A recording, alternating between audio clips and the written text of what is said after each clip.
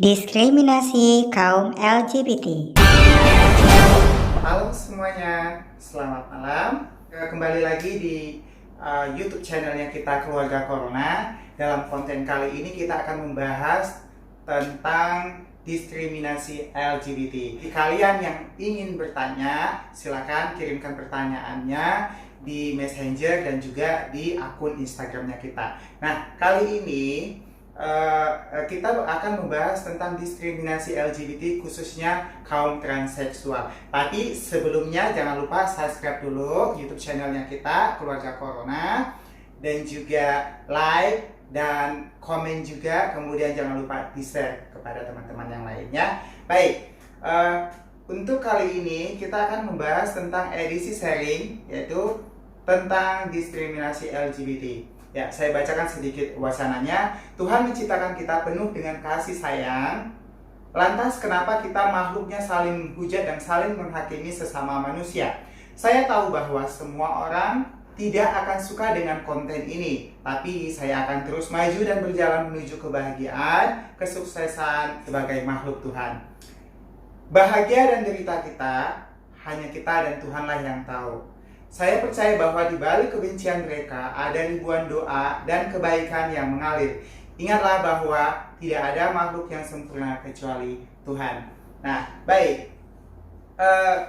Dari pertanyaan-pertanyaan kalian selama beberapa hari ini, saya sudah sempat kutip, saya save itu dari Messenger Facebook dan juga ada dari akun Instagramnya kita LV09 Bali ya. Nah, langsung saja mungkin untuk menyingkat waktunya kita tidak ingin berlama-lama, takutnya nanti konten ini juga bakal membosankan buat kalian. Baik, pertanyaan yang pertama itu ya apa itu LGBT ya? Mungkin ini adalah pertanyaan-pertanyaan dari orang-orang yang mungkin belum tahu apa itu LGBT. LGBT adalah singkatan dari lesbian, gay, bisexual, dan transseksual. Nah, jadi sebenarnya bahasa ini adalah dalam bahasa Inggris ya, bahasa internasional, bukan dalam bahasanya nasional kita. Pertanyaan kedua yaitu, kenapa LGBT khususnya kaum transseksual didiskriminasi? Nah, mungkin jadi setiap jawaban yang akan saya kasih buat kalian ini adalah sesuai dengan pendapatnya saya sendiri ya. Jadi setiap individu itu mempunyai pola pikir dan pemikiran yang masing-masing pastinya ya. Jadi menurut saya kenapa sih kok LGBT itu khususnya kaum trans itu didiskriminasi? Karena pola pikir atau daya pandang masyarakat terhadap kaum LGBT ini khususnya kita di Indonesia ini masih sangat tidak baik ya. Kenapa? Karena selalu disangkut pautkan dengan kelakuannya mereka, yaitu tindak kriminalitinya mereka. Kemudian yang paling berat sekali adalah banyaknya oknum-oknum yang coba untuk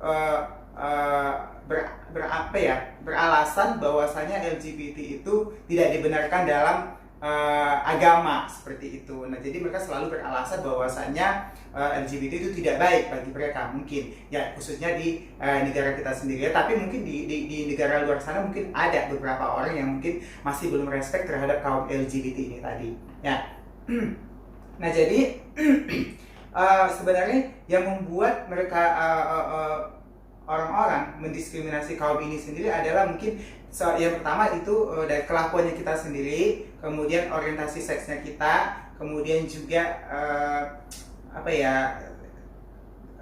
tingkah lakunya kita, kemudian ada beberapa faktor yang menyebabkan mungkin kita kaum LGBT ini sendiri sulit untuk diterima oleh masyarakat. Nah, pertanyaan yang ketiga yaitu langkah apa yang harus kita lakukan untuk menghilangkan pola pikir negatif terhadap kaum LGBT khususnya kaum transseksual. Nah, sebenarnya itu kembali kepada individunya masing-masing. Ini menurut saya ya, menurut pendapatnya saya. Mungkin menurut pendapat orang lain beda lagi gitu. Nah, kalau menurut saya langkah-langkah yang harus kita persiapkan itu adalah dari kepribadian kita sendiri. Kita berusaha untuk melakukan hal-hal positif ya, tidak melakukan hal-hal negatif, tidak melakukan hal-hal yang tidak disukai oleh orang lain, tidak yang khususnya yang kepada masyarakat luas gitu. Jadi jangan sampai mereka menilai, karena apa, image-nya para LGBT ini khususnya transseksual ini sudah jelek di pandangan masyarakat. Kenapa kok bisa pandangan mereka jelek? Karena itu tadi, karena ada terjadi hal-hal yang tidak diinginkan di dalam lingkungan itu sendiri. Ya seperti ada yang melakukan criminality, kemudian suka mengambil hak-hak orang lain, melakukan tindakan kejahatan, kemudian suka menipu, suka membohongi, bahkan ada yang rampok di jalanan, dan juga melakukan keributan. Mungkin ada beberapa orang melakukan keributan. Nah, seperti itu ya. Untuk yang keempat, sejak kapan tertarik untuk bahas mengenai LGBT? Nah, sebenarnya sudah lama. Saya sudah lama sekali untuk membahas hal-hal tentang LGBT ini. Kebetulan karena konten konten YouTube ini masih baru, YouTube channelnya kita juga masih baru. Jadi untuk sekedar sharing dan selingan selama kita buat konten hiburan, yaitu tentang bencong corona ini tadi. Jadi kita pengen menyelipkan sedikit sharing curhat kepada kalian semua, bahwasannya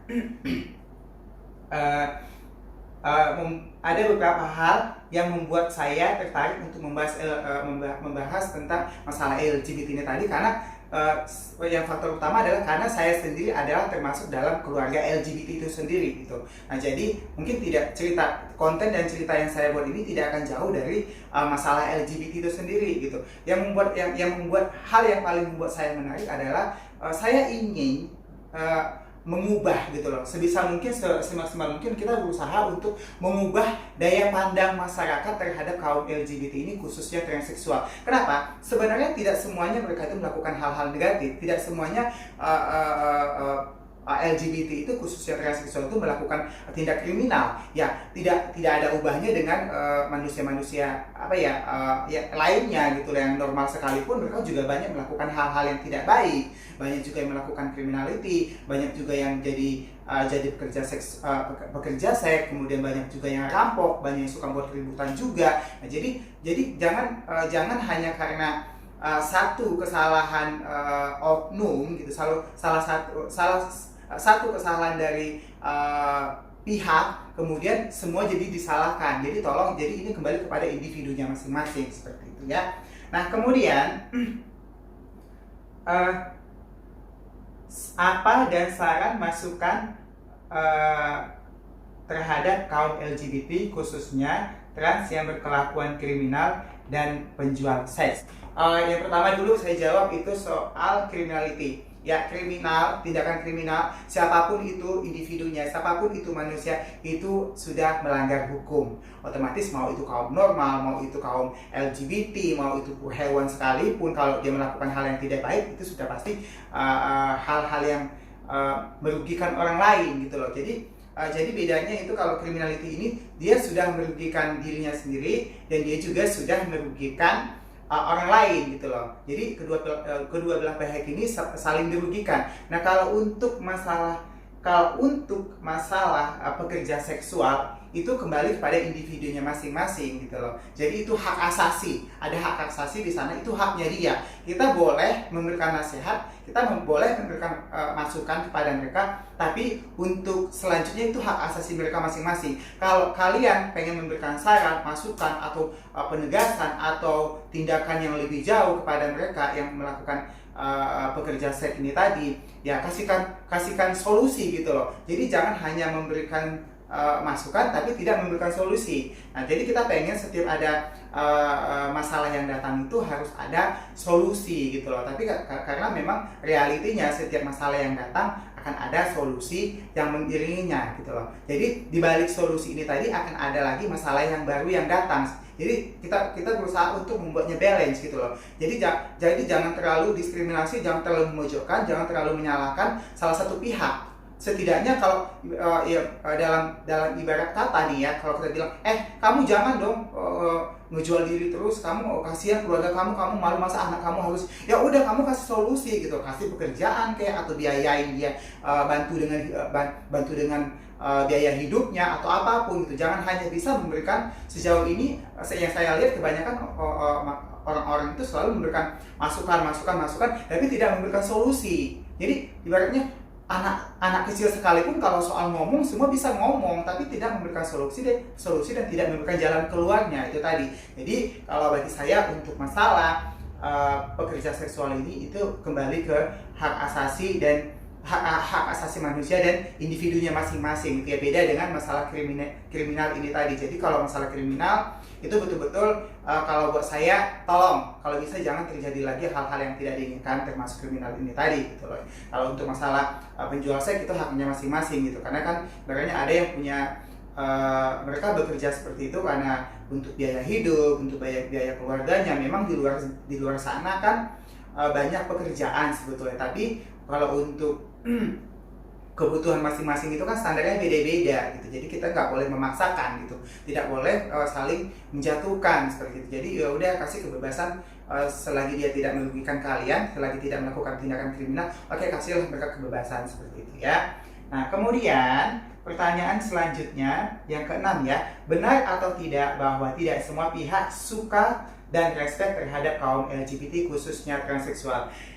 Kalau saya bilang benar sekali ya, sangat benar sekali. Kenapa? Yaitu tadi karena pola pikir masyarakat terlalu semuanya dipukul rata gitu loh, hanya karena satu oknum, dua oknum yang membuat tindakan kejahatan, akhirnya semuanya LGBT ini, semuanya kaum transseksual ini dipojokin gitu. Sebenarnya enggak semua, banyak kok di antara mereka, masih banyak yang berprestasi, masih banyak yang berkelakuan baik, masih banyak yang suka menolong, masih banyak yang peduli dengan lingkungannya. Jadi tolong dihargai gitu loh. Kalau memang mereka ada beberapa di antara mereka yang melakukan tindakan kriminal, ada mereka yang berperilaku yang tidak baik, kasih nasihat aja dulu. Jadi jangan langsung memojokkan, jangan langsung main hakim, jangan langsung menghujat atau menghakimi, kemudian sampai apalagi sampai mengatakan bahwasanya kaum transseksual itu tidak baik di mata masyarakat. Sebenarnya enggak. Jadi kembalikan ke individunya dulu gitu. Ya, itu menurut saya ya pastinya ya. Kemudian, apakah keluarga, pertanyaan selanjutnya yang nomor 7 ya, apakah keluarga kakak sendiri menerima sebagai transseksual? Jujur kalau untuk masalah ini tidak ada keluarga yang bisa menerima kita, tapi saya yakin dan percaya Tuhan itu melahirkan saya penuh dengan kasih sayang, penuh dengan keadilan. Nah, kenapa Dia menciptakan manusia itu dengan berbagai macam karakter, berbagai macam sifat, berbagai macam jalan hidup, itu semuanya sudah kehendak Tuhan gitu. Jadi jangan kalian saling menyalahkan. Nah, kalau seandainya kita kembali masalah jalan Tuhan ini tadi, mungkin kita makhluknya ini punya jalan masing-masing, bukan hanya kaum LGBT-nya saja, bukan hanya kaum yang normal ini saja, tidak. Jadi kita ini kita buat secara general gitu loh, secara umum, bahwasanya kita ini adalah manusia, makhluk Tuhan yang tidak ada yang sempurna gitu. Oke.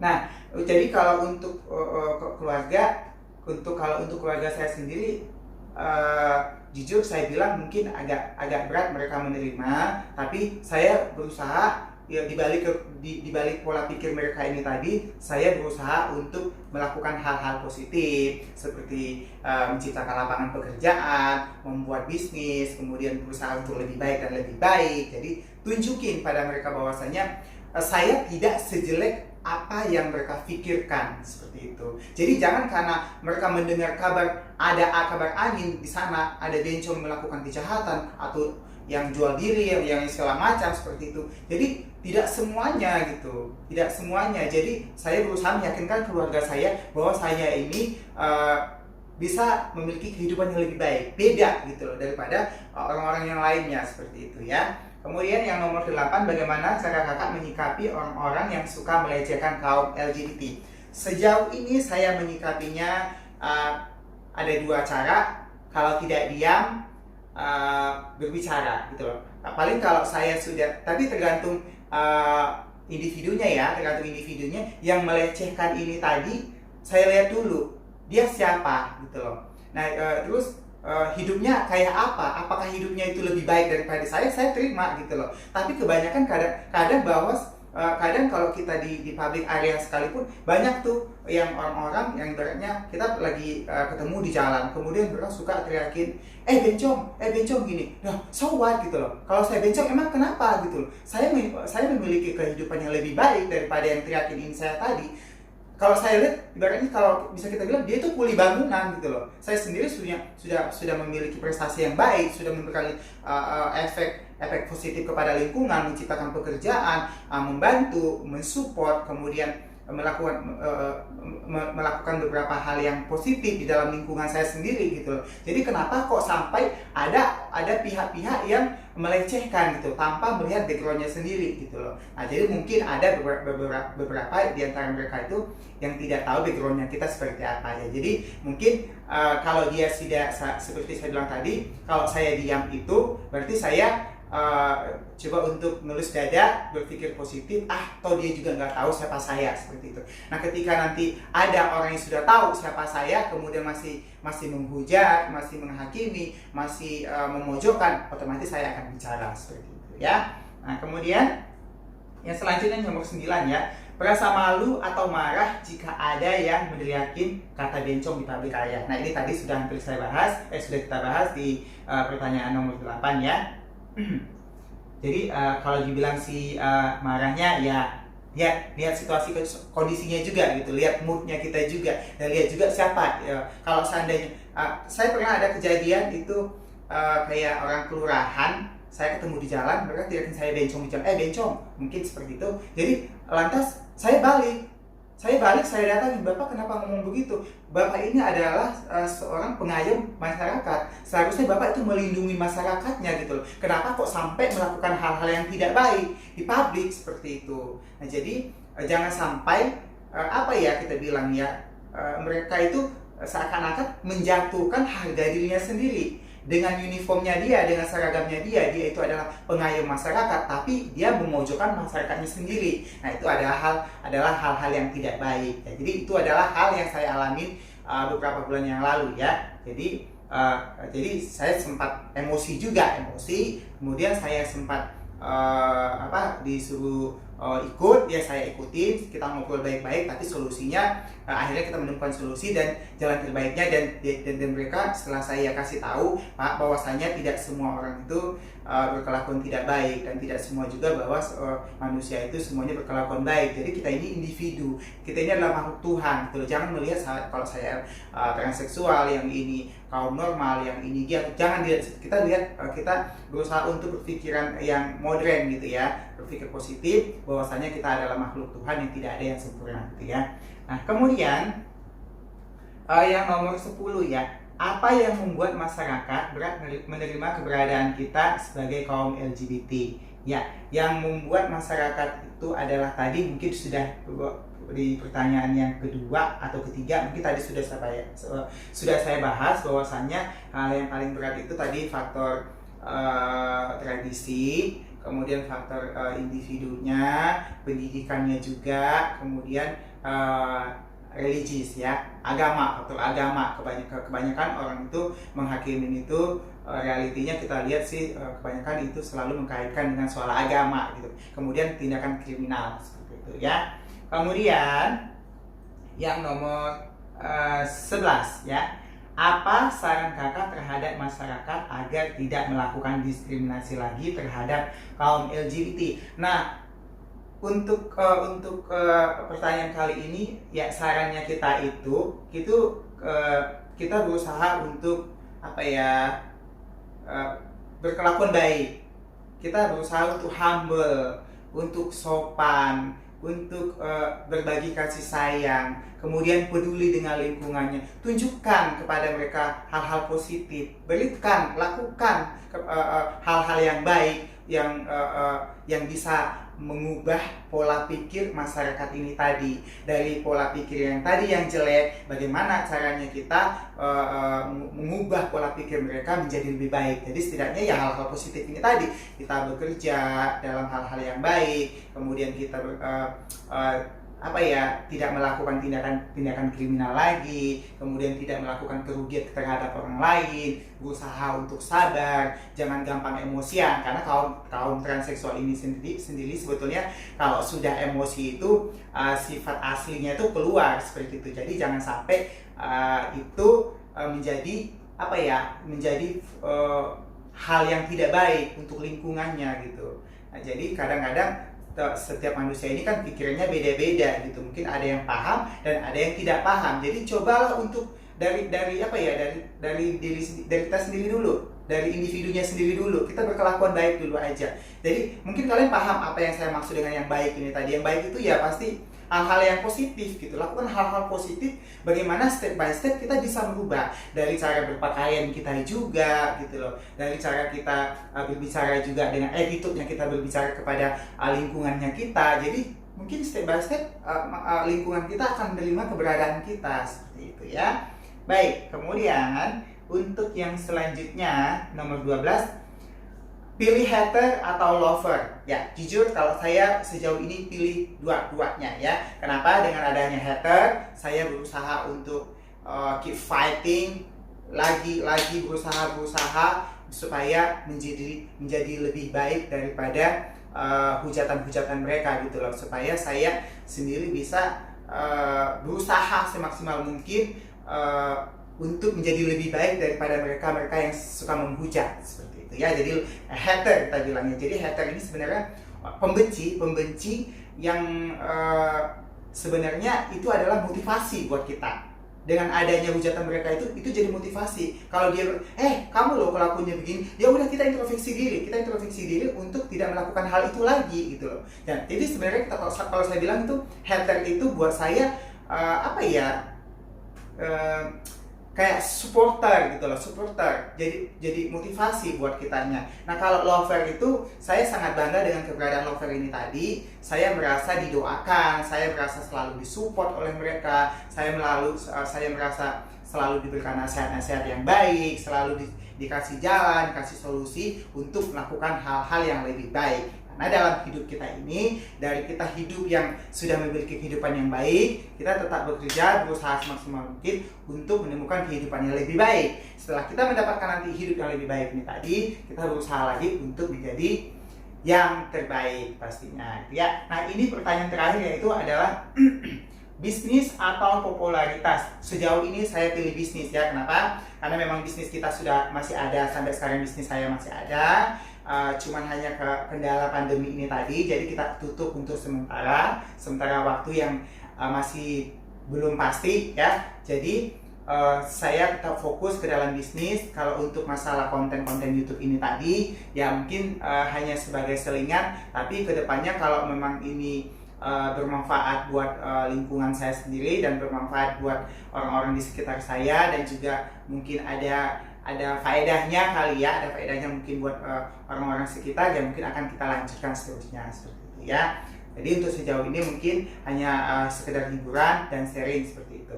Nah untuk popularitas, sebetulnya kalau dibilang popularitas, kalau untuk di lingkungan saya sendiri mungkin sudah banyak yang mengenal saya di dunianya sendiri, yaitu di dunia bisnis seperti itu ya.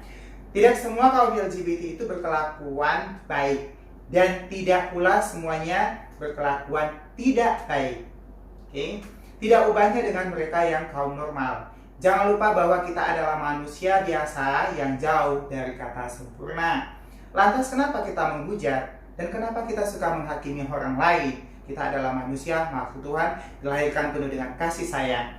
Nah, kaum LGBT banyak yang berprestasi, yang memberikan dampak positif di lingkungannya, seperti bekerja di bidang salon kecantikan, dan juga ada yang bekerja di bidang desainer, dan juga ada ahli hukum, ada juga yang jadi perawat dan kedokteran bahkan, dan kemudian ada yang berada di dunia hiburan. Jadi nggak semuanya kaum LGBT ini, khususnya transseksual ini, melakukan hal-hal negatif. Masih banyak yang berprestasi di luar sana. Jadi tolong saya imbau kepada semua kalangan masyarakat, tolong hargain kita sesama manusia. Saya nggak bilang hargain kaum LGBT atau transseksual saja khususnya, tidak. Tapi tolong hargain kita sebagai, kita saling menghargai, saling respect, ya, saling menghargai, saling menghormati sesama manusia. Itu dulu yang paling utama ya. Oke.